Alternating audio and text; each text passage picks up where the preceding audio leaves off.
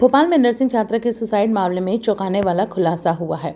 युवती के साथ उसके प्रेमी के बड़े भाई ने दुष्कर्म किया। इसी से आहत होकर युवती ने जान दे दी। युवती घर से भागकर आई थी और प्रेमी के साथ उसके बड़े भाई के फ्लैट में रह रही थी। सुरेंद्र गार्डन पैलेस में 13 सितंबर की दोपहर फांसी लगाकर युवती ने आत्महत्या कर ली थी। इस मामले में पुलिस ने प्रेमी के मुंह बोले भाई और उसकी पत्नी पर एफआईआर दर्ज की है। दरअसल प्रेमी के मुंह बोले भाई ने प्रेमिका से दुष्कर्म किया था, जबकि उसकी पत्नी ने इस वारदात को छिपाने की कोशिश की। दुष्कर्म के बाद प्रेमी ने प्रेमिका को शादी करने से इनकार कर दिया था और इसी बात से आहत प्रेमिका ने जान दे दी। बताया जा रहा है कि मृतिका नरसिंहपुर के एक गांव की रहने वाली थी।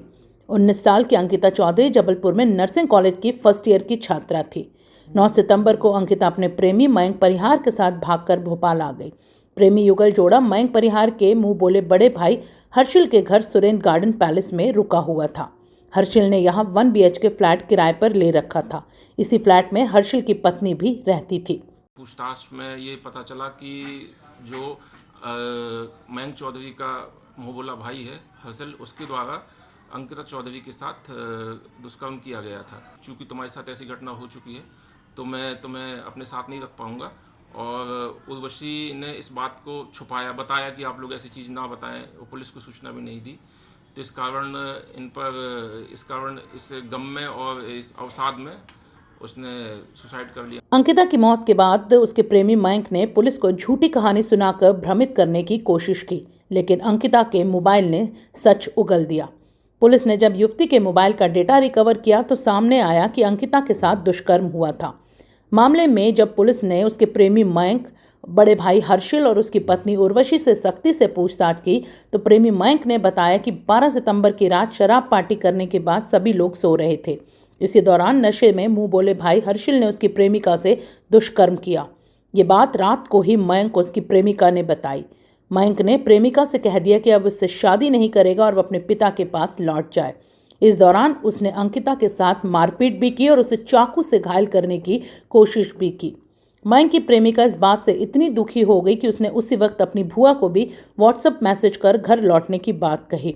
अगले दिन सुबह जब कमरे से अंकित, हर्षिल और उसकी पत्नी उर्वशी बाहर गए तो अंकिता ने कमरे में फांसी लगाकर जान दे दी। हाँ, एक सूचना ये प्राप्त हुई थी कि एक युवती के द्वारा आत्महत्या कर ली गई है। वो युवती मूलतः गोटेगांव नरसिंहपुर श्रीधाम की रहने वाली थी और अपने प्रेमी के साथ वहाँ से भाग गई थी और भोपाल आके अपने किसी परिचित के पास रहने लगे थे। प्रारंभिक जो जानकारी मिली थी उसके आधार पर हमने मर्ग दर्ज किया था और उसकी जांच शुरू की थी। बाद में ये तथ्य प्राप्त हुए कि जिनके मकान में वो आके रुके थे उसी व्यक्ति ने उसके साथ दुष्कर्म किया था और जिसके फलस्वरूप ग्लानि के कारण और फिर जब उसके बाद उसके प्रेमी ने भी ये कहा कि अब मैं तुम्हें नहीं रखूँगा, तो उस क्षोभ के कारण उसने उस दुष्प्रेरण के कारण आत्महत्या कर ली थी। प्रारंभिक जांच में तथ्य प्राप्त हुए थे तो हमने उसमें अभी मामला दर्ज कर दिया है, जिसमें कि आत्महत्या के लिए दुष्प्रेरण और दुष्कर्म दोनों का मामला दर्ज किया है। उसकी पत्नी के द्वारा कुछ तथ्य छुपाए गए थे तो उनको भी तथ्य छुपाने के लिए आरोपी बनाया गया है। सर, इस पूरे मामले में डाटा भी पूरा डिलीट कर दिया था जो उसका प्रेमी था उसने। पुलिस ने तमाम चीज़ों को कैसे रिकवर किया, क्योंकि अभी तक ये था कि प्रेमी ने शादी नहीं की, इस वजह से उसने सुसाइड किया। बुआ को भी उसने कुछ मैसेज अपने किए थे। हाँ, वो हुए हैं और उसमें जो मैंने बताया कि जिनके यहाँ वो रुके हुए थे उनकी पत्नी हैं, उन्हें भी आरोपी बनाया गया है। तो उन्होंने कुछ डिलीट करा था, कुछ बाकियों के चूँकि मैसेजेस का आदान प्रदान हुआ था तो दूसरी जगह से हमें वो तथ्य प्राप्त हुए और उनको जब रिलेवेंट किया गया, जब एक दूसरे के साथ जोड़ा गया तो उसमें ये मामला सामने आया पूरा और उस प्रकार से खुलासा होकर के फिर हमने उसे दर्ज किया है। परिजनों ने आरोप लगाया था कि इसने सुसाइड नहीं किया, हत्या की है। उसके शरीर पे कुछ ऐसे काटने के निशान भी मिले थे। नहीं, चूँकि पीएम पैनल के द्वारा कराया गया है, एम्स में उसका पीएम हुआ है, डॉक्टर की पैनल ने किया है, उसकी फ़ोटोग्राफी वीडियोग्राफी हमने कराई है, तो उसमें किसी प्रकार के चोट के निशान या असॉल्ट का इस तरीके से नहीं मिला है।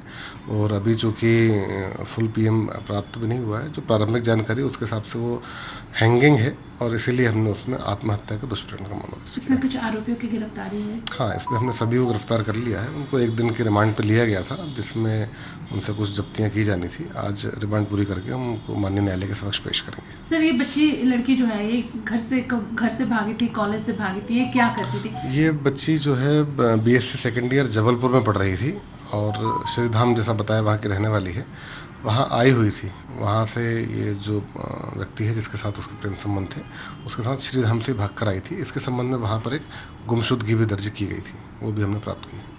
फिलहाल पुलिस ने तीनों आरोपियों को गिरफ्तार कर लिया है। युवती की मौत से उसके परिजन सदमे में हैं। वे उसे 1 महीने से तलाश कर रहे थे, लेकिन अब उनके हाथ बेटी का शव लगा है।